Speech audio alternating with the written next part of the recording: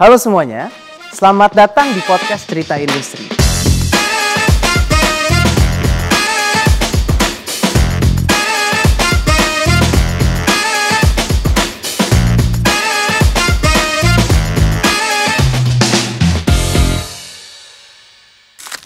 Ini podcast yang bakal nemenin kalian untuk memahami nih teknik industri itu gimana sih aplikasinya di dunia beneran. Dan terutama untuk kalian fresh graduate yang masih bingung kayak aduh gue mau ngapain ya, apa yang bisa gue lakukan dengan ilmu teknik industri gue. Yuk kita ngerapat ke sini. Kita dengerin petuah-petuah dari orang-orang yang udah mendalami semua ini teknik industri selama beberapa tahun kemarin gitu. Nah, kebetulan hari ini kita bakal kedatangan atau udah kedatangan bahkan seseorang teknik industri yang sangat berbobot. Jadi kita bakal ngobrol santai aja nih. Cuman tentunya ada dagingnya dong. Kita hari ini kedatangan partner dan founder dari Ska Consulting, Bang Herianto Pribadi. Halo, selamat pagi. Pagi Pak, apa kabar Pak? Gimana? Baik. Gimana Pak, tadi kesini macet kah? No, ini kan hari libur jadi lancar jaya sampai sini. Alhamdulillah, jalanan lancar, puasa juga lancar dong Pak? Alhamdulillah, mantap. Ya, semoga nanti perjalanan ngobrol kita juga selancar puasa kita. Insya Allah hari ini ya Pak. Oke, jadi untuk teman-teman semua, a bit of context ya. Bang Heri ini dulu berkuliah di Teknik Industri ITB, kemudian beliau melanjutkan karirnya di McKinsey & Company, dan kemudian setelah itu dia shifting menjadi entrepreneur dan mendirikan Ska Consulting sendiri. So, without further ado, ayo kita langsung tanya-tanya aja ke Bang Heri gitu ya. Jadi, Bang, kita mulai dari awal banget nih, dari kuliah gitu ya. Ya. Karena kebetulan gue juga baru lulus kuliah nih. Iya. Tapi gue tuh pengen tahu dong sebenarnya lu tuh dulu pas kuliah tuh orangnya tuh kayak gimana sih? Gimana gitu ya? Gitu ya. Apakah tipe orang yang aktif organisasi, yang rajin banget gitu? Gimana sih Bang? Saya tuh kalau boleh bilang nano kali ya, campur gitu ya. Saya itu kan backgroundnya datang dari daerah ya, dari Surabaya. Dulu bahkan masuk ke ITB itu agak kecelakaan. Tadinya saya tuh aimnya ke ITS Surabaya. Jadi keluarga di Surabaya, semua kuliahnya di Surabaya. Karena ada kakak kelas datang, kemudian daftar ke ITB, kok keterima gitu ya. Gitu. Jadi waktu tahun pertama itu agak insecure ya. Waduh, ini lawan nama anak Jakarta, anak Bandung gitu kan. Jadi saya terpaksa harus lumayan belajar gitu. Tapi di sisi lain senang juga ya ngelihat ITB yang demikian variatif gitu ya. Jadi saya ya ikut unit olahraga, saya ikut unit kesenian, dan tentu saja himpunan gitu ya. Jadi semuanya ini saya ikutin gitu. Dan kebetulan saya juga akhirnya banyak teman main, nggak cuma di ITB gitu ya, sehingga juga jadi anak main juga gitu ya. Jadi ini makanya saya bilang campur-campur nih saya di sana gitu kan. Ya belajar, ya organisasi, ya olahraga lewat unit, lewat kesenian ya. Saya ikut ludruk waktu itu, pernah main pentas gitu ya beberapa kali sampai ke UI segala. Pernah pentas di UI, terus kemudian juga main gitu ya sama anak Unpar, Unpad dan sebagainya gitu. Oh gitu Pak. Ini maksudnya cukup banyak ceritanya berarti ya Pak, dari lumayan, olahraga dan segala macam. Ya. Dulu olahraganya apa Pak? Golf ya? Ya, saya dulu Kempo. Kempo tuh yang Shorinji Kempo. Itu bela diri. Iya. Lumayan karena dari mulai awal ya, tingkat 1 sampai tingkat 4 itu, sampai akhirnya pernah di kejuaraan nasional dan ikut official untuk PON. Jadi lumayan lah ngikutin different story itu. Sampai ikut PON ya Pak? Berarti serius? Enggak, saya officialnya. Official itu manajernya ya, ikut jadi staffnya manajer. Gitu. Kalau yang jadi atletnya kejuaraan mahasiswa nasional. I see. Sampai ikut kejurnas mahasiswa ya Pak ya gitu. Nah, tapi kan kalau misalkan saya dengar cerita Pak Heri tadi, Bang Heri tadi kan berarti ikut Kempo, berarti semester 1 sampai 4 serius ikut Kempo gitu. Nah, selama ikut Kempo ini dan mungkin aktif berorganisasi dan lainnya gitu. Sebenarnya ada bayangan gak sih bakal masuk consulting gitu? Saya itu waktu saya lulus itu kan ada buku tahunan ya biasanya ya, Betul, pasti betul, bikin betul. ya. Iya, iya. Itu saya masih ingat itu, pekerjaan impian apa gitu ya. Saya jawabnya begini, tanya saya 10 tahun lagi. Karena saking nggak tahunya saya itu kepingin kerja apa. That's true. Benar-benar saya nggak tahu tuh. Jadi akhirnya tadi disebut lagi McKinsey, sebenarnya enggak. Jadi pertama kali saya habis lulus itu, akhirnya sama teman-teman itu kerja di IT dulu. Oh, I see. Di IT 2 tahun, kemudian ke perusahaan real estate. Habis itu baru ngambil S2, pulang dari S2 baru join McKinsey. Oh, gitu. Dan saya baru tahu mengenai consulting management ketika masuk di S2 MBA itu. Oh, I see. Jadi waktu zaman saya ya, zaman saya kan tahun 90, saya join itu 97 ya MBA. Itu di MBA itu mereka bilang kalau mau cari kerjaan itu yang prestisius itu 2, investment banking atau consulting management gitu. Nah kalau kamu seneng duit banget itu investment banking, kalau nggak terlalu berarti ke consulting management gitu. Karena saya mikir saya kok kayaknya kalau cuma duit aja kok kayaknya nggak pas gitu ya. Jadi akhirnya saya nyoba, baru tahu itu yang namanya consulting management seperti apa itu baru setelah saya masuk di S2 di MBA itu. Oh, gitu. Berarti maksudnya Bapak juga Abang Heri ini juga nyari purpose gitu kali ya. Makanya nggak memilih duit banget gitu ya. Jadi kayak oh ya udah gue consulting deh karena mungkin lebih apa ya bahasanya lebih meaningful gitu kali ya. Mungkin nggak senobel itu ya. Ya, cuman waktu itu kok kayaknya kalau yang investment banking itu kerjanya bener-bener ngitungin duit bener banget gitu loh.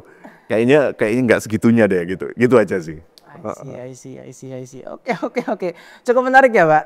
Nah, tadi apa namanya? Bang Heri kan juga sempat masuk MBA gitu. Tadi masuk ITB kecelakaan, masuk MBA-nya kecelakaan juga nggak, Pak? Nggak juga. Kalau itu memang sudah kepingin. Jadi kakak saya udah masuk MBA duluan. Ya, terus sehingga waktu itu ya di tingkat 3, tingkat 4 sudah rasanya kepingin. Kayaknya saya juga kepingin, tapi saya mau kerja dulu. Kerja dulu baru MBA gitu. I see. Nah, gitu. Oke. Jadi berarti recap dikit ya, Pak. Dari Yeah. teknik industri, habis itu Kerja lanjut dulu kerja ya. IT beberapa, masuk MBA, kemudian baru masuk McKinsey gitu. Betul. Nah, dari setelah lulus ini, Pak, Yeah. setelah lulus sampai MBA dan sampai masuk McKinsey gitu ya, Yeah. Bang. Nah, kan jujur saya juga sebagai anak teknik industri juga cukup kepo gitu. Yeah. Kira seberapa banyak sih ilmu teknik industri yang emang masih dipakai gitu sampai Yeah. sampai jadi konsultan di McKinsey? Sebenarnya waktu saya di MBA itu mungkin 50-60% ilmunya itu ilmu TI ya. Oh iya. Iya. Jadi saya kira definitely ilmu TI itu sebenarnya sangat-sangat relevan gitu ya. Nah, kalau di konsultan ya memang nggak semua. Apalagi waktu saya masuk McKinsey itu mostly kerjaan saya itu di bidang industri keuangan. Waktu itu kebetulan Indonesia lagi krisis finansial. Oh iya. Sehingga yang paling banyak diperbaiki waktu itu perbankannya. Saya banyak ditugaskan di perbankan, baik di Indonesia, di Singapura gitu ya. Nah di situ akhirnya memang banyak terpakai ilmu-ilmu seperti ya accounting, lalu kemudian ektek ya, ekonomi teknik ya. Teknik. Lalu kemudian juga nah tapi di luar itu yang selalu pasti kepake itu adalah satu statistik. Ya, pemahaman kuat mengenai statistik itu sangat penting itu karena dipakai di mana-mana gitu. Yang kedua itu sistem ya, teori dasar sistem ya. Teori dasar sistem ini sangat membantu kita kalau melihat hal yang kompleks bisa kita pecahkan menjadi komponen-komponen dan melihat hubungannya seperti apa. Nah yang terakhir itu PLO ya, nah ini unik ya, PLO. Kalian dapat juga ya, plan layout? Plan layout di PPST mungkin dapat Pak. Ya, jadi dulu ada satu mata kuliah namanya plan layout, tapi sebenarnya bukan masalah bikin pabriknya. Cuman di dalam kuliah itu, kita itu mengintegrasikan semua mata kuliah sebelumnya di sana. Jadi kita mulai dari pembuatan produknya, perencanaan demand-nya, terus kemudian menghitung capacity-nya, habis itu merencanakan mesin-mesinnya, traffic-nya, loading unloading-nya, kemudian juga pergerakan orangnya, sampai ke apalagi ya, warehouse-nya, lalu kemudian stoknya, sampai kepada keuangannya. Nah itu kan dari berbagai mata kuliah kita gabung jadi satu ya. Itu integrasi itulah yang menurut saya juga sangat berguna gitu ya. Bisa punya dari berbagai sudut pandang bisa dijadikan satu. Dan itu waktu saya kuliah di MBA itu hal kayak begitu diulang lagi, tapi namanya beda, namanya multidisciplinary, jadi multidisiplin action project. Jadi kita dikasih project, tapi disuruh untuk melihat dalam bentuk multidisiplin gitu. Itu kira-kira. Oh gitu ya Pak. Ya. Jadi kalau maksudnya dari dengerin cerita Bang Heri ini sangat banyak yang sebenarnya bisa diambil dari teknik industri. Pasti. Kalau untuk bidang manajemen, bidang konsultan, ilmu TI itu sangat mudah diadaptasikan dan dipakai. Iya, I see. Iya sih. Dan mendengar ya maksudnya itu juga semacam mengantarkan Bang Heri menjadi Bang Heri yang sekarang juga gitu kan ya. Pastinya. Betul. Mantap. Oke. Nah, berarti kan setelah semua ini dari MBA, McKinsey gitu ya. Di sini ya gua sebagai sebagai host ini juga salah satunya kepo juga sih Bang. Kayak sebenarnya kan udah nih karena di McKinsey dan segala macam udah banyak ilmunya gitu. Apa sih tiba-tiba yang bikin kayak oke deh, gue mau bikin consulting sendiri aja gitu. Ya udah, gue mau keluar gitu. Apa sih drive-nya gitu? Ya, baik lagi gitu ya. Menarik karena sebenarnya reasonnya itu nggak nggak hebat-hebat amat gitu. Jadi saya sama berdua tuh kita ya sama-sama anak McKinsey ngelihat gitu kan. Ini kayaknya kalau kita bisnis sendiri satu bisa dapat pasarnya gitu ya. Tapi yang kedua juga dapat duitnya lebih gede buat kitanya sendiri dan gaya hidupnya, lifestyle-nya bakal lebih ringan. Karena waktu itu di McKinsey kita berat banget lah ya waktu itu gitu ya. Nah ini yang pemikiran waktu itu, apalagi si rekan saya sama saya waktu itu anaknya masih kecil-kecil, dia juga baru nikah. Kebetulan waktu itu di Jakarta juga lagi down sehingga kerjaan itu nggak ada di Jakarta. Kalau kita masih mau ikut pasti proyeknya dikirimnya keluar-luar yang membuat kita ninggalin keluarga gitu kan. Jadi ya udahlah kita coba aja sendiri gitu. Nah barulah itu nekat ya. Jadi misalnya mungkin 70-80%-nya itu lebih karena nekat, bukan karena pertimbangan matang gitu ya. Kalau dilihat balik kayak gitu ya. Tapi emang saya juga maksudnya sering dengar kayak kalau mau jadi pengusaha emang langkah pertamanya harus nekat gitu ya. Kayaknya gitu sih. Kayaknya gitu. Kalau enggak nggak akan pernah jalan-jalan sih memang. Benar. Benar. Ya. Dan apa namanya dulu tuh mungkin cerita apa sih kayak mungkin Bang Heri punya suatu momen atau cerita yang kayak aduh gue nekat banget nih gitu. Gue nekat banget melakukan ini nih gitu. Kira-kira apa ya momennya gitu Bang? Ya bisa diceritakan. Nggak ada momen sih, lebih ngobrol aja masih Anang itu ya, rekan saya itu ya. Ini kayaknya bisa gini ya, ini. Jadi lebih karena sparking, karena discussion dan sebagainya. Yang akhirnya, yuk kayaknya bisa kita jalankan ini gitu ya. Nah memang ketika mau mendirikan itu, salah satu yang membuat saya juga ada semacam passionnya itu adalah saya kagum nih sama McKinsey. Kenapa kok saya kagum? Karena dia itu institusi yang ngambil anak muda, dimasuk dalam perusahaannya dia, di training sambil kerja dalam jangka waktu pendek, 3-5 tahun gitu. Tapi habis itu mereka langsung diambil sama perusahaan itu, ngambil posisinya udah posisi senior. Ya, sering di senior manager atau di GM, bahkan ada yang kadang-kadang di direksi gitu ya. Saya ngeliat kok bisa gitu ya, kok bisa mereka menciptakan satu sistem yang akhirnya membuat, of course seleksinya memang berat, tapi habis itu mereka juga bisa menciptakan sistem yang membuat mereka dipercaya jadi leader gitu kan. Nah dari sana pada waktu saya membuat consulting ini, etos itu yang saya bawa. Saya kepingin apa yang dilakukan oleh McKinsey dalam mendevelop orang-orangnya, itu yang saya bawa kepada perusahaan baru ini gitu.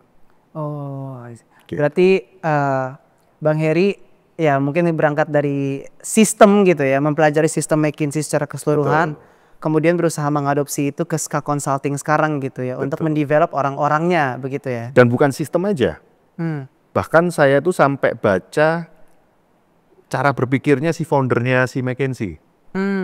Kita waktu masuk itu dikasih buku. Nah dikasih buku itu adalah mengenai historinya McKinsey sama ceritanya si founder itu. Saya lihat teman saya nggak ada yang baca tuh. Saya baca tuh. Karena saya ingin tahu gitu. Kenapa kok dia itu sampai buat historinya seperti apa? Kenapa kok sampai bisa dipercaya sama orang gitu ya? Wah luar biasa sih, si Marvin Bower ya namanya ya. Iya Marvin Bower. Oh gitu. Berarti nanti mungkin kalau orang-orang SKA Consulting terbacanya buku history Herianto pribadi. Jangan, nggak usah. Gak perlu. Perlu. Ya ntar mereka tinggal dengerin podcast ini aja ya. I see. Iya. Itu cerita yang cukup menarik sih Bang. Maksudnya kayak di McKinsey selain maksudnya Bang Heri juga melakukan apa yang ya kasarnya tidak dilakukan orang lain, which is benar-benar mendalami historinya dan root cause-nya gitu ya. Betul. Seperti ya kayak rohnya lah ya. Iya, rohnya lah. Betul. Ya sama kayak di teknik industri kita kan juga nyari root cause problemnya gitu ya. Betul. Nah, kan kalau berarti Bang Heri ini udah memahami historinya dan segala macam, udah memahami cara berpikirnya gitu ya. Nah, kemudian setelah itu baru mungkin itu menjadi landasan untuk bikin SKA Consulting. Betul. Nah, di sini termasuk lagi-lagi gue Bang. Kan banyak orang nih yang pengen bikin bisnis gitu, tapi jujur kita masih ragu untuk ninggalin pekerjaan tetap kita. Karena kadang gak kepikiran misal, aduh resikonya gede banget. Kalau misalkan ini mungkin belum berkeluarga, kalau udah berkeluarga, apalagi ya. Nanti anak-anak gue makan apa gitu kan Bang. Nah, kira-kira menurut Bang Heri kapan sih waktu yang tepat untuk akhirnya orang bilang oke, you know what, gue jadi entrepreneur sekarang gitu. Kapan sih waktunya? Apa sih titiknya gitu? Ya, kalau saya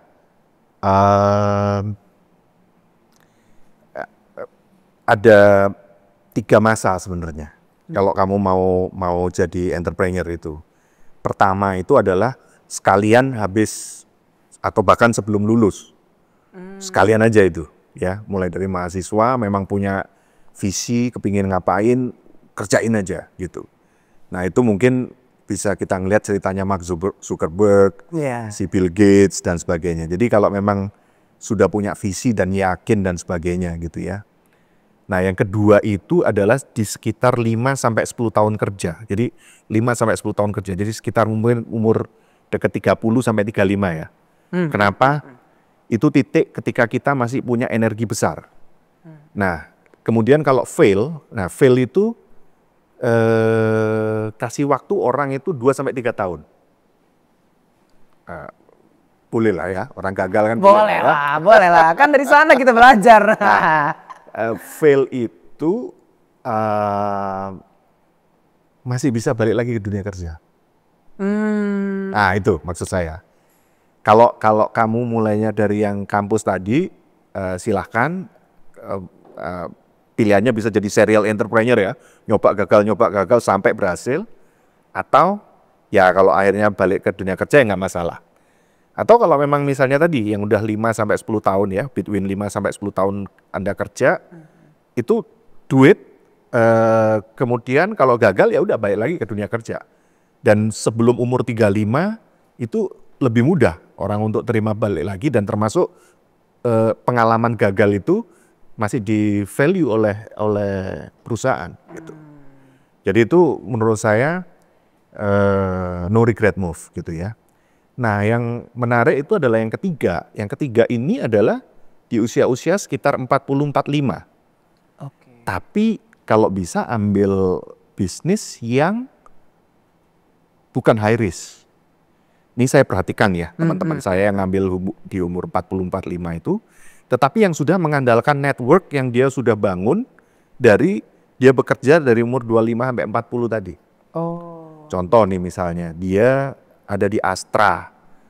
Nah, dia paham mengenai supply dari otomotif gitu ya. Nah, dia jadi salah satu suppliernya di sana, misalnya kayak begitu. Atau apalagi ya, misalnya yang saya tahu teman saya IT untuk BUMN yang dia biasa juga jadi ininya gitu ya, apa namanya, networknya dia gitu ya.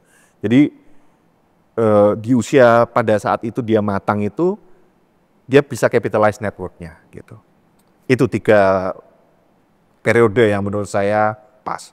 Kalau udah di atas 50, energinya problem. You need energy to drive for your company gitu.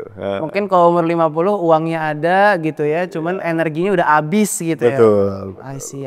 Walaupun ada yang bilang nggak ada kenal umur, kalau saya enggak sih. Karena you need to really, the first 5 years itu really see your baby gitu. The first 5 years of building a company. The company, ya? that's right. Gitu. I see. Kalau buat Bang Heri, first 5 years ini apa aja sih notable, apa ya, some sort of, you see your babies kalau consulting gitu ya. Apa sih notable mungkin achievements atau milestones gitu yang dulu mungkin cukup memorable lah buat Bang Heri? Ada beberapa. Satu, kita landing ke satu klien, major klien gitu ya, yang bahkan pada saat itu McKinsey nggak bisa masuk gitu. Oh iya. Ya, ada satu bank BUMN, kita bisa dapat masuk di situ 2 tahun gitu ya. Saya dikasih selamat tuh sama partner yang McKinsey. Ya fair lah, dia orangnya fair lah. Dia bilang, hebat kamu bisa masuk. Ya tapi kan harga saya sama beda sama dia kan, kira-kira gitu ya. Itu satu, itu menurut saya memorable karena di situ juga kita berhasil mengcrack problem yang 4 konsultan asing sebelumnya memberikan rekomendasi tapi gagal diimplementasikan. Gitu. Dan kita bisa mengimplementasikan bukan karena kita lebih pinter, tapi karena kita lebih sensitif aja. Culturally lebih sensitif gitu. Oh, culturally lebih sensitif, mungkin lebih mengerti culture lokal Indonesia gitu. Betul, ya Pak ya. Betul. Ya, itu cukup. Nah, itu memorable tuh. Nah, kemudian yang kedua, habis itu landed another ini apa namanya, big client gitu. Nah, di situ itu kita develop satu unit bisnis di Bank BUMN ini yang sizable. Kita mulai dari perencanaan sampai jalan, sampai duitnya masuk gitu kan. Dan sekarang jadi salah satu unit yang diandalkan banget sama bank ini gitu. Jadi itu kebanggaan kan ya, legasinya lah. Gitu. Ada legasinya, betul. Cukup menarik ya, maksudnya berarti salah satu competitive advantage-nya sendiri gitu ya, adalah seberapa ngerti Bang Heri dan Skoll Consulting dengan lokal gitu, dengan culture kita ya, that's one ya, apalagi di Indonesia gitu ya. Betul. Okay. Ya itu for good and bad ya. Gimana tuh maksudnya Bang? For good and bad tuh gimana tuh maksudnya? Ya kadang-kadang kan kita paham dan sensitif itu kan di satu sisi men-solve misalnya yang tadinya orang nggak mau jadi mau gitu ya. Tapi di sisi lain kan kadang-kadang kan kalau best practice harusnya nggak boleh gitu kan, misalnya gitu kan, ya kan. Betul, betul, betul. Nah, contoh yang saya tadi itu ya misalnya gitu kan, desainnya sih semua sudah bagus, kita juga desainnya nggak nemuin baru, desain yang lama kita summarize gitu ya, tapi kita berhasil menemukan ada satu unit yang harus mau dibongkar supaya desain ini bisa dijalankan. Nah, kita itu hampir 3 bulan, tiap minggu atau at least 2 minggu sekali ngopi, ngeteh sama si direkturnya sampai dia nyerah untuk membongkar unitnya. As simple as that. Kita udah tahu nih, ini harus dibongkar. Dan saya tahu bahwa ini ibaratnya bongkar itu kan pride ya. Ya kan? Betul. Bayangkan saya punya unit yang menjadi kehormatan saya dan sebagainya, harus saya bongkar gitu kan. Ya nggak apa-apa, kita 2 bulan 3 bulan lah itu. Habis dia bilang, iya ya kayaknya enakan saya jadi direktur konsumer aja daripada harus jadi terlalu besar. Iya Pak, gitu kan. Ya udah deh, oke, kita masukkan rapat direksi ya Pak ya. Ya udah boleh deh Pak. Nah itu ya. Padahal kalau misalnya kita ngomong best practice kan ya nggak harus tergantung hal begitu kan ya. Ya harusnya diikutin aja. Kalau emang ini best practice ya jalanin dong gitu. Nah itu yang saya bilang good or bad gitu. Kadang-kadang demi kita mengikuti ego, mengikuti ya tapi by the end of the day what works kan kira-kira gitu kan. Betul. Berarti emang apa ya best practice tuh ada best practice, cuman tetap harus in a way kita kemas supaya dia bisa diterima di. By the end of the day semua bisnis itu adalah mengenai orang kan. Ya kira-kira gitu. Wise words Pak, wise words. Nah dari tadi kan kita udah ngomongin nih Bang, sebenarnya entrepreneurship, the good things gitu ya. Nah mungkin kita shifting sedikit nih, ada satu hal yang cukup menarik gitu ya. Kan kalau misalkan di McKinsey, Bang Heri ini udah kerja buat perusahaan gede. Habis itu tadi di SK Consulting pun saya udah banyak ketemu klien dan segala macam gitu ya. Cuman ketika awal membangun Siska Consulting ini gitu ya, apa sih tantangan terbesar yang Bang Heri alamin ketika transisi nih dari yang tadinya menjadi karyawan, terus sekarang menjadi menjadi pemilik bisnis gitu, semua ngedrive semuanya, ketemu klien, nyari klien segala macam gitu. Nomor 1 ego ya. You have to let go your ego. Karena begitu kamu jadi entrepreneur, mulai dari nge-serve klien level direksi sampai fotokopi harus kamu jalani sendiri. Kalau misalnya waktu saya di McKinsey, saya mau bikin ini nih buku kajian itu, filenya tinggal saya kasih ke orang, tahu-tahu saya udah bentuknya tercetak gitu. Sekarang enggak, ya saya yang harus ngeprint. Saya dulu kalau misalnya OB kita lagi jalanin ya saya ikut yang ngopi, saya mau jalanin sendiri gitu kan. Saya kantor pertama saya rumah saya sendiri. Ya, jadi ya bangun tidur ya udah langsung naik loteng ke atas ya itu udah kantor. Gitu kan. Dan itu tadi kita nggak bisa apa ya? Ya pokoknya harus mau ngelepas ego ya. Jangan gara-gara kamu merasa sebagai owner nggak mau ngerjain ini, nggak mau nggak bisa. Iya betul. Whatever it takes gitu kan. Iya. Jadi emang dari yang paling pekerjaan paling dasar sampai paling atas semua diambil semua ya Bang ya. I see itu berarti tantangan terbesar adalah ego gitu ya. Ya sih, ini saya barusan ngelihat YouTube-nya dari si Eric Schmidt. Tahu ya, CEO-nya Google, tapi udah diganti sekarang. Tapi sebelum ini gitu ya. Dia cerita problemnya startup itu adalah karena dapat duit gede gitu ya. Itu seringkali ya mereka pakai fancy office, ininya apa dan sebagainya. Dia cerita waktu dia Google pertama, office-nya ya office barengan kayak gini. Dia jadi CEO padahal, gitu ya. Terus kemudian duitnya itu benar-benar dipakai untuk sesuatu yang penting gitu. Nah, pengalaman entrepreneur yang benar itu biasanya begitu. Makanya egonya harus bisa on check gitu kan. Betul. Karena kalau kita udah jadi karyawan udah nerima duit terus udah ya istilahnya mungkin udah punya status ya. Udah punya status betul Pak. Itu. Yang susah itu status tuh. udah punya status, udah punya anak buah. Iya. Nah, itu gak gampang itu. Iya, yang tadinya kita dimanjakan oleh benefit dari Pasti, perusahaan gitu ya, tiba-tiba pasti. hilang gitu. Yes. Bener. Iya sih. Itu maksudnya itu sudut pandang yang menarik sih, karena mungkin ego ini kan sebenarnya kita sadar nggak sadar sebenarnya ya Bang ya. Iya, Gitu. ya, tapi pokoknya kalau jadi entrepreneur itu harus hilang aja. Betul. Yang penting adalah perusahaan kamu survive dan hidup gitu ya. Iya benar. Not our ego gitu kan. Gitu. Oke. Dan selain ego ini Bang, gue juga pengen tahu sih, ketika membangun si Ska Consulting gitu ya, selain tantangan terbesar ego gitu, ada lagi nggak sih kayak mungkin beberapa metode yang dilakukan, mungkin bisa involve dengan teknik pengetahuan teknik industri juga gitu, yang digunakan gitu untuk membangun Ska Consulting gitu, misalkan mungkin dulu di teknik industri kita belajar banyak kan organisasi, terus work breakdown structure atau apapun itu gitu Pak. Itu banyak gak sih yang diaplikasikan, mungkin campuran teknik industri dan MBA kah gitu? Ya jujur aja nggak banyak sih.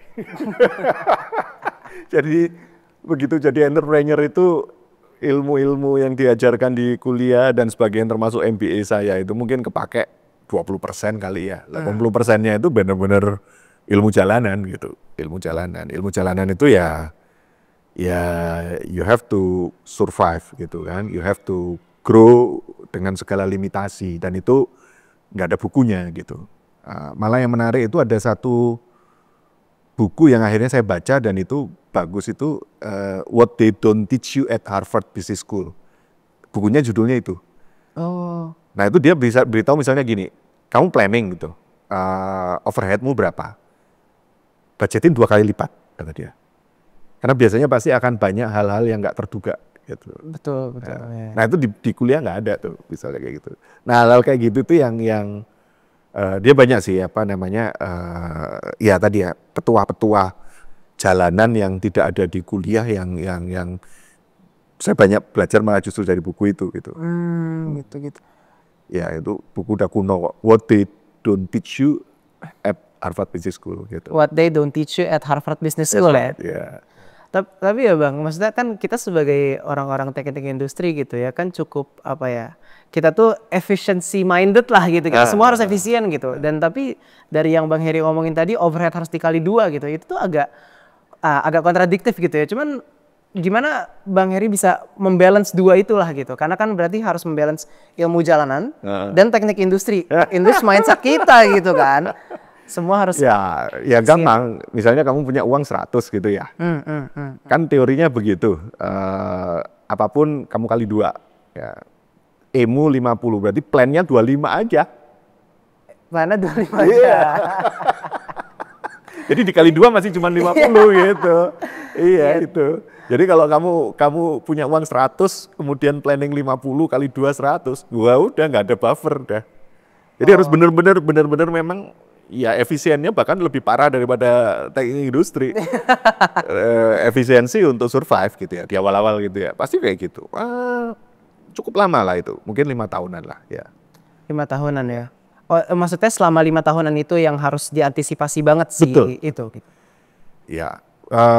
Kalau kita malah sesudah 5 tahun itu sempat ya ini juga another learning ya untuk yang pengusaha ya.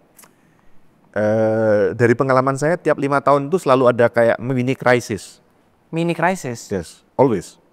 Makanya ada statistiknya pengusaha itu, company itu value rate-nya itu 95% 5 tahun. Jadi survival rate-nya cuma 5%. Oh, gitu. Ya, itu di US ya. Jadi memang saya kalau dari pengalaman saya, berarti kan sekarang saya udah 24 tahun ya. 24 tahun. Itu every 5 years itu ada mini crisis, lalu ada windfall.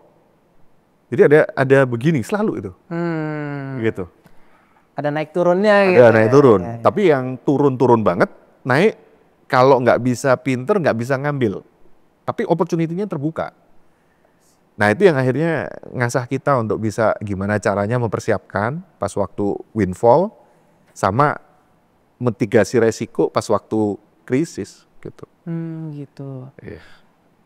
Dan mini-mini krisis ini Bang, apakah ini di affect mungkin ya selain emang ada siklusnya gitu, di affect sama eksternal juga nggak sih? Apakah Ada yang eksternal, kayak COVID kemarin itu, Oh ya ya. kan? Ada juga yang lebih internal, misalnya di awal-awal kita itu sales modelnya kita cari perusahaan gede, kita cari project gede long term gitu ya, tapi lupa untuk jualan secara rutin. Sekali, 2 kali bisa, tapi terus kemudian satu saat hit itu. Karena kita nggak punya sales, pasukan sales gitu ya. Nah itu akhirnya kena krisis, udah jadi masalah itu. Iya benar. Gitu. Jadi ada bisa dari problemnya internal, ada problemnya eksternal. Pernah juga misalnya, ya akhirnya saya pecah sama partner saya, karena beda visi gitu ya. Nah itu kan juga mini krisis juga. Betul. Ya kan? So, kalau jadi pengusaha, pengalaman saya cycle-nya 5 tahunan lah. 5 tahun. Iya, put krisis sama windfall-nya, dua-duanya gitu. I see. Dan ini ya Bang ya, apa namanya? Si krisis ini gitu ya. Mungkin kan sebagai pemilik usaha gitu juga harus melihat gitu ya krisis-krisis ke depan gitu. Mungkin bisa kita bikin risk mitigation-nya dan segala macam gitu ya. Nah, mungkin sedikit menyinggung karena kan kita lagi dengar banyak berita dan segala macam gitu ya. Terkait bisnis consulting dan ekonomi itu sendiri gitu ya. Kira-kira tuh mungkin kalau menurut pendapat Bang Heri gitu ya. Itu tuh ekonomi Indonesia itu bakal gimana sih? Waduh, berat ini. Iya, berat dan specifically mungkin gitu ya. Sebagai pemilik bisnis, Biska Consulting, apa sih yang Bang Heri mungkin udah pikirin gitu? Oh, gue bakal ngelakuin X supaya nanti kalau misalkan ada krisis lagi kita nggak kenapa-napa gitu. Oh, oke. Dan mungkin ada sedikit teknik industri juga yang dipakai di sana, mungkin boleh di-share juga Bang. Oke, mungkin kalau di teknik industri paling yang bisa saya ambil itu statistik sama teori peramalan lah. Iya kan, itu bisa kita forecasting gitu ya. Cuman gini, kalau bisnis consulting ini unik, apalagi consulting management gitu ya. Kita itu pada saat kondisi bagus, bisnis kita bagus, kondisi jelek sekalian, bisnis kita juga bagus. Kita itu bisnis jelek itu waktu kondisinya itu sedang-sedang aja. Oh. Karena pada saat sedang-sedang aja, orang nggak ngelakuin apa-apa. Nah, kalau pada waktu kondisi bagus, orang invest, growing dan sebagainya. Kondisi masalah, orang restrukturisasi, orang pembenahan, cutting cost dan sebagainya. Ini dua-duanya pasarnya konsultan. Tengah-tengahnya nih nggak ada. Gitu kan. Ya, dan kebetulan kalau lihat cycle-nya sekarang ini agak lumayan karena setelah pergantian politik ini, at least orang gerak gitu. Nah itu biasanya juga kita ikut tuh. Nah nanti repot itu kalau tiba-tiba ada stagnansi itu, semua orang wait and see itu. Nah itu kita ikut wait and see juga tuh. Nah itu problem tuh. Kalau wait and see justru problem ya, karena diem gitu ya Bang. Iya, orang diem nggak akan sewa konsultan kan? Iya benar. Iya. Menarik. Susah sekalian mereka sewa konsultan. Gitu kan? Lagi senang sewa konsultan, lagi susah sekali ya. Iya. I see. Nah, dan Bang, kan bisnis konsultan ini seperti yang Bang Heri bilang juga gitu ya, sangat tergantung sama orang-orangnya juga. Mungkin semua bisnis gitu ya, semua bisnis in general gitu ya.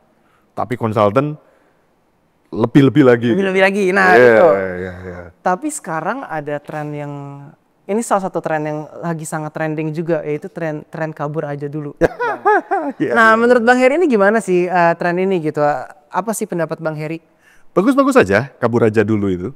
Artinya gini,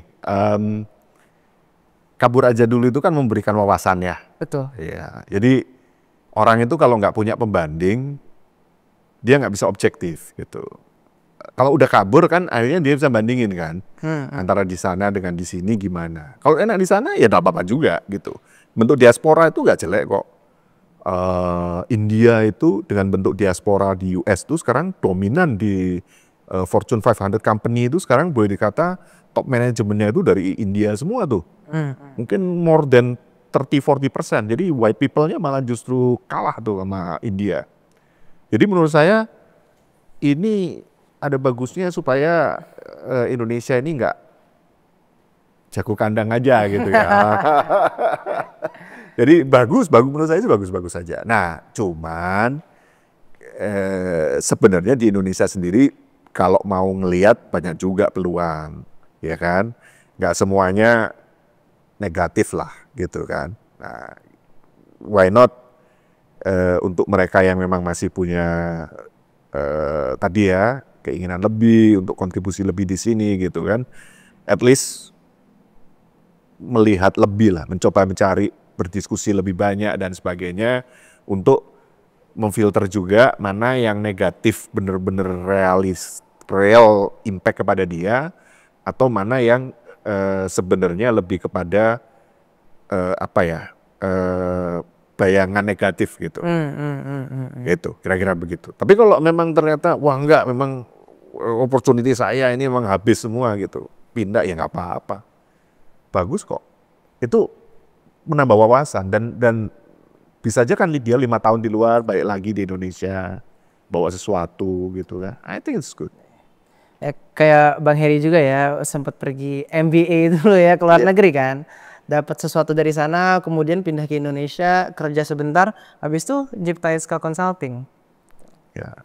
Jadi balik lagi di mana aja, yang penting kita ingin membawa manfaat untuk sekitar kita gitu kan. Iya. Iya benar-benar. Emang tujuan akhirnya itu ya. Itulah, ya. Yang penting jadi orang bermanfaat lah. Kira-kira gitu. Oke, menarik. Ini menarik banget sih Bang. Maksudnya all of this saya adalah supaya kita paling bermanfaat untuk orang-orang gitu ya Bang. Ya, untuk sekitar kita ya. Untuk sekitar kita. Betul. Nah, oke, ini sekarang kita udah cerita panjang banget Bang, dari awal Bang Heri kuliah sampai sekarang udah cerita juga lika-liku bisnis Kak dan kayak membuat bisnis Kak Consulting sendiri itu gitu ya. Yeah. Nah, sekarang pertanyaannya adalah kita kembali ke teknik industri sedikit ya. Oke. Menurut Bang Heri sendiri, setelah semua pengalaman ekstensif ini, teknik industri itu apa sih Bang? Ya. Kalau satu kata menurut saya teknik industri itu integrator ya. Integrator. Jadi kita itu kan ya kalau dulu disebutnya sastra engineering ya. Sastra engineering. Kita itu ya mesin dikit, elektro dikit, apalagi ekonomi dikit, bisnis dikit gitu ya. Nah sedikit-sedikit itu tapi kita integrasikan. Dan integrasinya ini bermanfaat karena real life-nya itu seperti itu. Real life itu adalah sesuatu yang multidisiplin diintegrasikan. That's real life gitu ya. Nah, menurut saya ciri integratornya teknik industri ini asalkan di-maintain itu akan menjadi tetap relevan dan bermanfaat. Hanya saja kalau dulu industri itu relevannya hanya kepada pabrik misalnya zaman saya gitu ya. Harusnya industri ini bisa diperluas gitu ya. Yang sudah misalnya juga ke jasa misalnya, ya kan? Kan nggak hanya industri dong, jasa kan juga bisa kan, hotel, rumah sakit, airlines, itu kan bukan industri gitu ya. Dan kalau itu sekarang satu lagi, virtual company. Ya virtual world. Artinya industri pindah lagi jasa ini lebih abstrak gitu ya. Lebih nggak tangible gitu ya. Lebih yang tangible lagi itu adalah yang virtual world. Ya kan? Nah, harusnya ngikut tuh. Tetap sebagai integrator tapi nggak harus dunia fisik gitu. Betul. Jadi karena sekarang organisasi dan company itu makin pindah kepada yang virtual. Ya. Apalagi dengan ada AI, machine learning segala macam lebih luar gitu biasa ya lagi sekarang itu. ya. Yeah. Ya, I see. Nah, ya melihat ini gitu ya, mungkin industri yang mulai shifting juga gitu. Iya. Kalau misalkan nih Bang Heri, let's say tiba-tiba ada ada misalkan siapa ya, Kaprodi gitu misalnya. Bang Heri dikasih kesempatan untuk mengubah atau menambah kurikulum teknik industri di Indonesia nih, Indonesia wide gitu. Nah, menurut Bang Heri apa sih kira-kira yang bisa di-upgrade gitu supaya mahasiswa teknik industri itu bukan cuma mungkin stuck di pabrik gitu, cuman bisa shifting menuju virtual world itu juga gitu. Kalau Anda lihat di surveinya World Economic Forum sama McKinsey, skill yang paling dibutuhkan untuk dunia 10, 15, 20 tahun ke depan itu 2.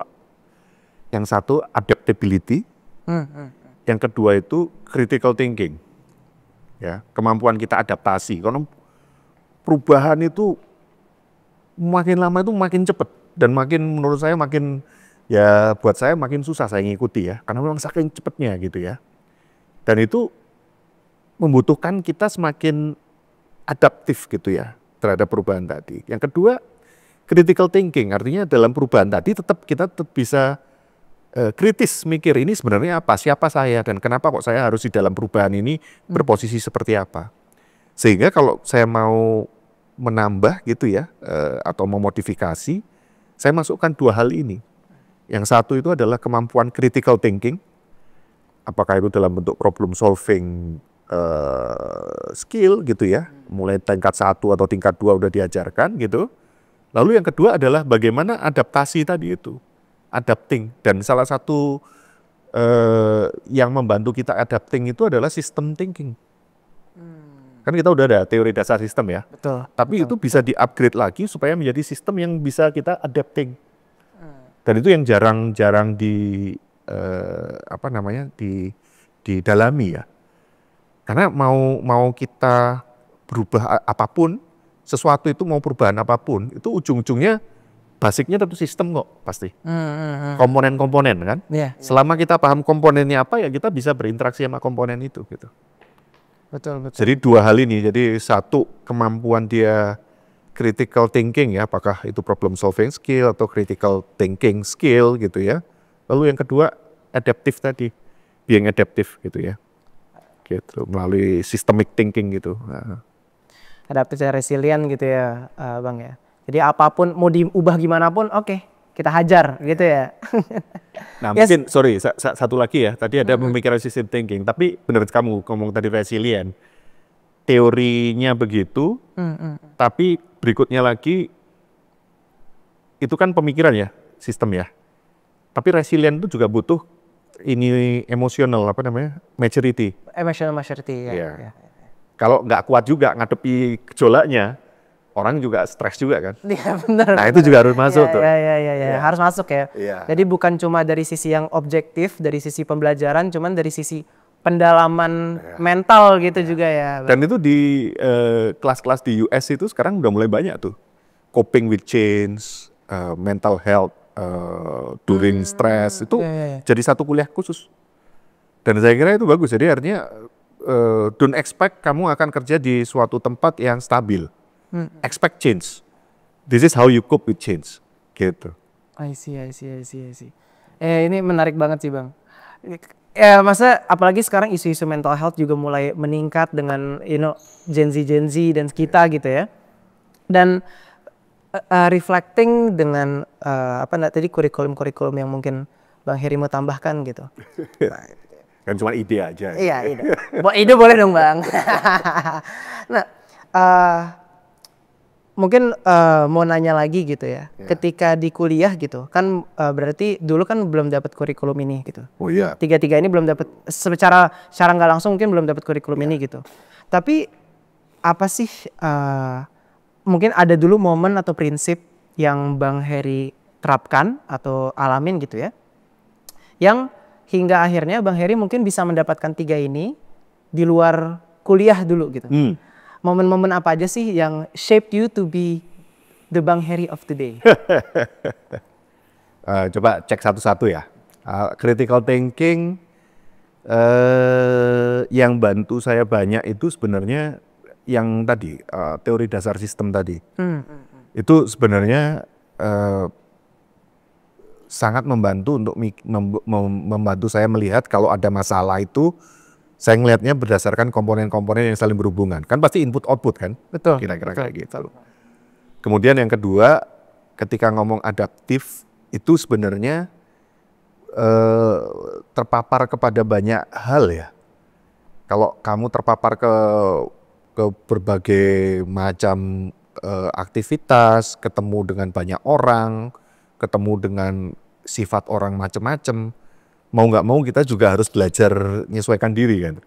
Jadi itu nggak ada teorinya, tapi saya kira itu momen yang memaksa kita untuk menerima kenyataan bahwa kita harus adaptif terhadap dunia gitu ya, including drama-dramanya lah. Naik turunnya ya Bang? Pasti dong, pasti ya. I see. Yang terakhir mungkin yang resilient gitu ya. Resilient. Interesting ini, kalau resilient itu apa ya? Ya saya sih sebenarnya cenderungnya ngalir ya, artinya nggak sampai harus gimana gitu ya, ada sesuatu yang harus saya ini. Cuman saya itu sangat respect, ya ini pengalaman saya waktu yang saya tadi Kempo itu. Yeah. Saya sangat respect sama atlet. Mereka tuh resiliennya luar biasa. Ini orang yang dikasih target, ya dia misalnya harus emas di kejuaraan gitu ya. Itu dikasih program yang sangat-sangat intens gitu kan. Dan mereka bisa disiplin. Buat saya resiliensinya mereka menghadapi tekanan itu luar biasa sih. Nah di situ saya belajar, walaupun saya sendiri belum sampai selevel mereka, tapi melihat bagaimana mereka berlatih, bagaimana mereka menghadapi tekanan kompetisi, tekanan dari pelatih, tekanan dari pemerintah daerah misalnya kayak gitu. Itu is actually remarkable gitu ya, suatu sistem. Nah itu saya belajarnya mungkin dari situ, mungkin resilient itu. Dari atlet ya? Atlet. Ya, dari atlet ya? Iya sih, atlet-atlet kita emang, kalau kita lihat gitu, atlet bulu tangkis yang latihan. Ini luar biasa sih. Iya. Kalau kita yang orang biasa-biasa gini ngelihat kayak gitu tuh selalu wow gitu. Ya sama kayak gue juga ngelihat Bang Heri menciptakan Ska Consulting, wow juga lah. Resilient juga loh. I see. Dan ini Bang, ketika, kan berarti ada 3 hal yang penting itu tadi kan. Berarti adaptif, resilient, dan critical thinking gitu. Nah, would you say ini 3 hal ini adalah 3 skills yang akan membuat seseorang menonjol di dunia kerja gitu, atau mungkin ada tambahan lagi gitu? Kalau menonjol itu ada satu lagi, tapi kalau 3 ini tuh kayak it's necessity gitu. Necessity. Ya, ingredients basic yang harus kamu ada. Kalau enggak susah kamu survive gitu.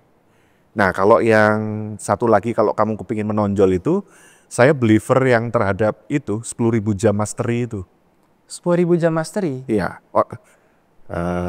Bukunya Malcolm Gladwell ya, yang 10,000 outliers ya.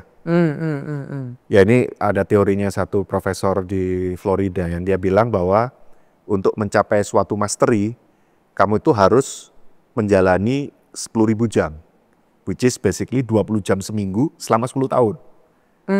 Doing things yang makin lama harus makin susah. I see. Gak boleh standar, harus makin lama harus makin susah gitu. Nah itu biasanya 5.000 jam aja, itu biasanya kamu udah ngelewati itu your peers gitu ya. Udah di atas 7.000 itu you're going to close to 1% itu. Kalau udah 10.000 jam itu biasanya udah ya tadi udah mastery gitu. Diakui biasanya udah. Diakui ya. Tapi yang itu problemnya itu butuh konsistensi masalahnya. Nah ini kalau yang sering pindah-pindah arah dan sebagainya agak susah tuh. I see. Nah makanya saya selalu ngomong sama anak-anak muda itu, it's fine kamu pindah-pindah arah pekerjaan itu boleh pindah. Kadang-kadang ada pindah tapi tetap dalam bidang yang sama ya, itu nggak apa-apa. Tapi yang problem itu kan pindahnya itu benar-benar pindah jalur gitu kan. Tadinya sales pindah ke misalnya produksi gitu. Dari produksi pindah lagi misalnya ke HR gitu. It's something yang totally different gitu kan. Nah, saya bilang sama dia gini, rule saya itu adalah kamu punya waktu 20 tahun. Karena your golden period itu kira-kira sampai umur 40 tahun untuk learning itu. Nah, kalau 10.000 jam itu adalah 10 tahun, kamu punya waktu untuk salah-salah itu 10 tahun. Serius ini? Iya. Nggak apa-apa, salah-salah. Tapi kalau bisa, sebelum 40 tahun, kamu udah dapat masterinya. Paham. Gitu. Udah jadi expert di suatu bidang Exactly. gitu ya. Sehingga misal kalau kita 10 tahun awal udah punya expert itu, ntar 10 tahunnya lagi kita tinggal menuai gitu istilahnya. Kira-kira gitu. Jadi kalau saya balik lagi, saya consulting tuh start 98. Ya. Berarti saya merasa, ya tadi saya udah ngedapetin masterinya itu umur 37, 2007. Ya kira-kira 9 tahun, 10 tahun lah. Itu sesuatu yang nggak bisa hukum alam lah ya, gitu. Iya. Hukum alam itu. Jadi being consistent in one thing sampai bagus banget itu perlu gitu. Boleh nggak fleksibel? Boleh. Tapi kalau bisa sebelum umur 40, you're good at one thing, very good memenuhi yang tadi 10.000 jam tadi itu. Dan perjalanannya pasti nggak gampang dong. Yang nggak gampangnya itu ngatasi bosennya. Iya, bosen ya. Ya kan godaan untuk cari variasi itu selalu ada. Iya. Gitu. Iya. Jadi kayak dikasih offer dikit ke lompat ke industri lain tertarik gitu ya. Kayak udah bosen dan segala macam gitu ya. Sama kan orang latihan piano terus gitu kan. Ya sampai jago gitu kan. Kadang-kadang kan males juga gitu kan. Ya kan jenuh gitu kan. Jenuh, betul. Karena excited itu biasanya di awal-awal. Benar. Begitu kamu udah yang di level masterinya itu kayak ngelakuin hal yang sama tapi harus dengan kesulitan yang lebih tinggi tapi sebenarnya halnya sama aja gitu. It's apa ya? Ada yang bilang gini, tahu alkohol? Ya. Alkohol 97% sama alkohol 99,9% itu harganya bedanya jauh. Oh iya bang. Iya. Bedanya jauh. 97% tuh murah. Tapi 99,9 tuh mahal. Gitu. Jadi the last 1%, 2% itu is very expensive.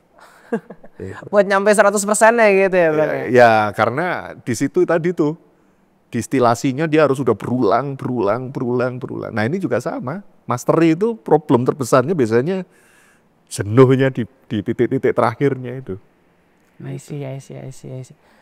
Udah maksudnya last push-nya tuh emang harus di-push banget gitu ya. Kira-kira gitu lah, kira-kira gitu. Iya. Ini menarik banget sih bang, maksudnya Ini apalagi karena profesional ya. Iya. Profesional karena ini yang related sama kompetensi lah. Ya.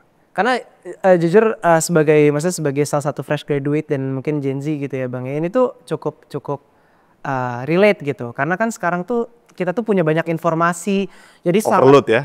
Udah overload, cuman kita juga gue pengen nyoba A, terus berapa lama gue pengen coba-nyoba yang lain deh gitu, karena pasti pengen mengoptimasi waktunya lah gitu. Cuman ternyata sebenarnya yang penting adalah menjadi master juga gitu ya. 10 years. Konsisten ya. 10 years ya. Tadi itu waktunya sampai umur 40 tahun lah kira-kira. 40 tahun ya. Habis itu energinya udah turun soalnya. Itu hukum alam yang susah dilawan itu. Iya. Dan mungkin resikonya juga udah cukup besar ya, kita udah berkeluarga, udah punya anak dan lain-lain gitu ya bang ya. I see. Itu sangat menarik sih. Nah, mungkin menyambung ini juga gitu ya. Ini mungkin pertanyaan terakhir yang akan menutup kita juga, last but not least gitu ya. Banyak fresh graduate yang mungkin seperti gue juga bang, yang masih bingung gitu. Karena kan kita gitu. Iya bingung mau apa, dan kita tuh juga disuguhin dengan banyak banget hal gitu. Kita tuh lagi bingung banget, makanya mungkin kita sampai nggak kepikiran untuk 10.000 jam mastery itu gitu. Nah kira-kira apa sih pesannya Bang Heri yang bisa Bang Heri sampaikan untuk para fresh graduate gitu to figure out their next step? Ya. banyak ngobrol ya. Banyak ngobrol. Iya. Jadi pertama of course kamu pasti harus ngelihat ya yang ada di dalam opsi kamu apa gitu ya. Mungkin let's say kalau katanya Warren Buffett itu kan hukum eliminasi ya. 25 habis itu say no to 22 tinggal 3 gitu kan. Kira-kira gitu. Ini juga sama. Let's say 10 gitu, 10 opsi. Put 10 option gitu ya yang kamu pertimbangkan. Kalau bisa 1 tahun, 2 tahun sebelum lulus, ngobrol dengan orang dunia industri itu sebanyak mungkin. Kakak kelas dan sebagainya. Sehingga punya feel-nya. Nah nanti dari 10 itu tinggal dikurangi jadi 2-3 aja. Mungkin jangan 1 lah, kalau 1 itu bikin orang penasaran. Tapi paling nggak udah ngobrol. Dan coba pahami bukan hanya the good, tapi juga the bad-nya apa. Dan kalau kamu bayangkan bahwa di dalam bad-nya itu kamu juga gini, kamu ngalami situasi bad-nya, tapi kamu masih bisa ngebayangin bahwa kamu bakal bangun tidur dan going to the office gitu ya, doing that work, kayaknya itu ada kliknya tuh. Ada kliknya ya? Iya, gitu kan. Tapi kalau kamu bayangin setelah kamu dengerin susahnya gini-gini, wah kalau ngalamin itu, habis itu kayaknya mending di rumah aja deh. Itu nggak ada tuh kliknya tuh ya? Iya, nggak ada. Nah itu kan berarti kan you don't have any spark gitu ya. Betul, Nah, betul. nggak harus passion, tapi paling nggak ada spark yang dimana it's worth my time gitu kan. Nah kalau udah punya 2-3 itu ya udah coba. Yang kebanyakan ini coba aja. Nah dari ketika sudah nyoba 2-3 itu, which is probably 5 tahun gitu ya. Di dalam 5 tahun itu juga banyakin lagi ngobrol.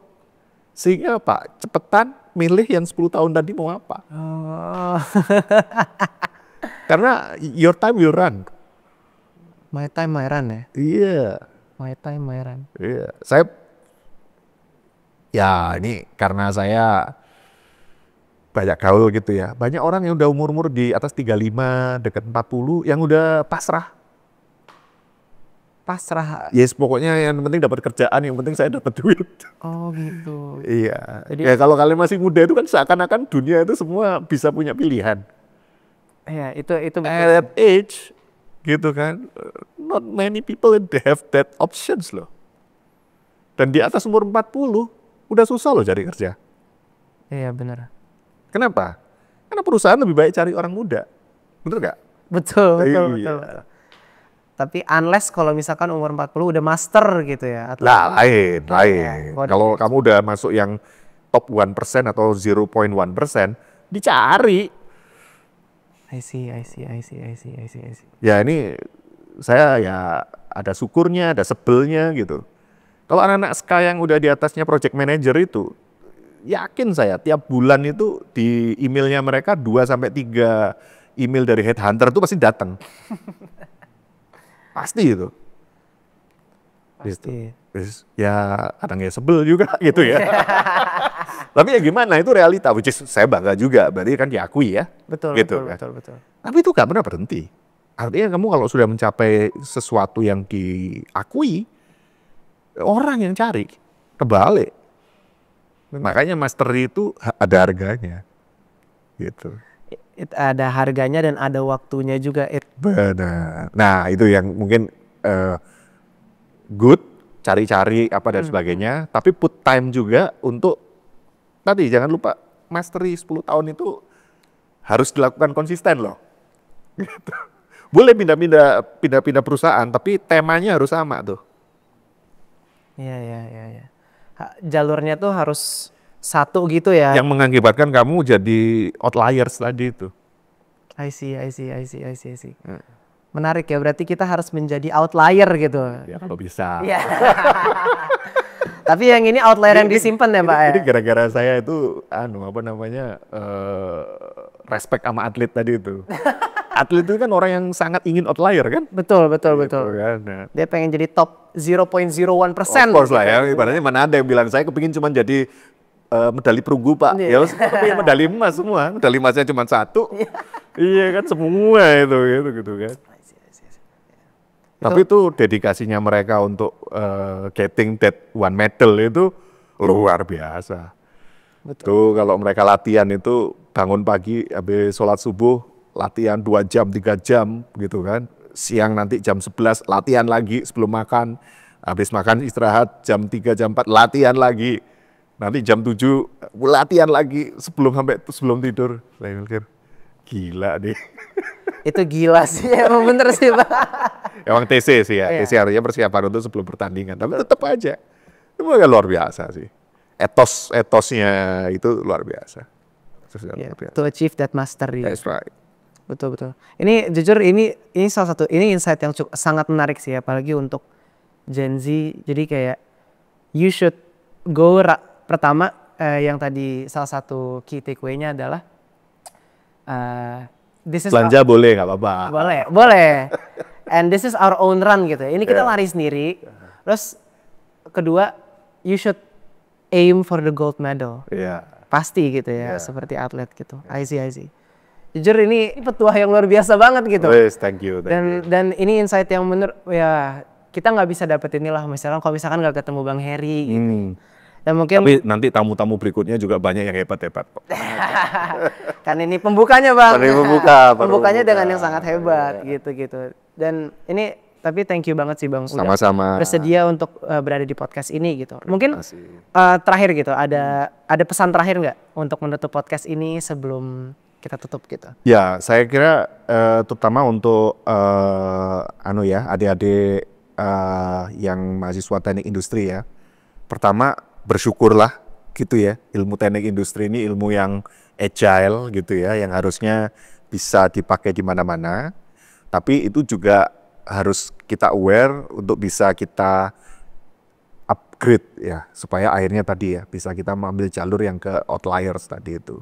Jadi menurut saya kita syukuri ilmu teknik industrinya sambil kita pikirkan ngupgrade-nya gimana. Nah upgrade ini unfortunately nggak bisa cuman saya S2 Pak, nggak bisa. Justru ilmu di lapangan ya, ilmu jalanan itu banyak sekali yang justru itu yang akan membuat kita menjadi lebih matang gitu. Itu sih dari saya. Oke, mantap. Itu petuah yang mantap banget Bang. Thank you banget udah menutup podcast ini. Dan mungkin sedikit juga untuk teman-teman gitu. Kalau misalkan mau lebih develop, join Ska Consulting. Gitu, Of course. Lebih di develop. Silakan apply ke Ska Consulting. Lebih di develop oleh Bang Heri dan semua petuah-petuahnya gitu ya. Insya Allah. Amin. Sip, kalau gitu Bang Heri sekali lagi terima kasih banyak udah Sama-sama. datang ke podcast ini. Dan buat teman-teman, kalau misalkan mau insight-insight yang lebih daging lagi, sama halnya kayak gini nih, jangan lupa untuk follow podcast Cerita Industri dan dengerin terus. Insya Allah kita terus update. Dan semoga kita bisa memberikan kebermanfaatan juga, seperti apa kata Bang Heri tadi, untuk kalian semua gitu ya. Oke, sampai ketemu di episode berikutnya. See you.